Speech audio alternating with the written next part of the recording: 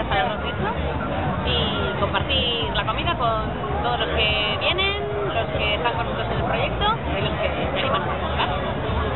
Bueno, hemos venido aquí para cocinar y para celebrar esta fiesta de arroz del mundo. Y bueno, a mí me gusta arroz. ¿Que por qué he venido a Arroces del Mundo? Pues mira, vengo muchos años, me encanta, es un sitio en el que nos juntamos mucha gente diferente, con arroces distintos, porque el arroz nos une, porque es el arroz que une al mundo.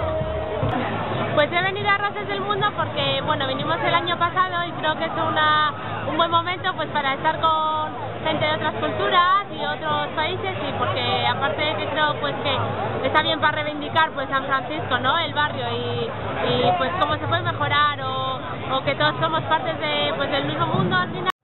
Bueno, pues yo vengo todos los años a Arroces del Mundo, pues principalmente pues por lo que se organiza esto, ¿no? Para celebrar de alguna manera la interculturalidad que tenemos aquí en nuestra ciudad, en Bilbao, y yo creo que es una riqueza, ¿no? La mezcla de culturas y de todo lo que nos podemos enriquecer de todas partes del mundo.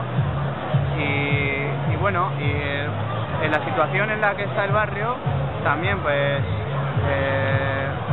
la mala prensa que tiene, para mí no debiera de ser, pues yo creo que viniendo todos aquí y visibilizando esto, y que es un gran barrio, pues no sé, pues podemos colaborar con mejorar nuestra ciudad y mejorar el barrio.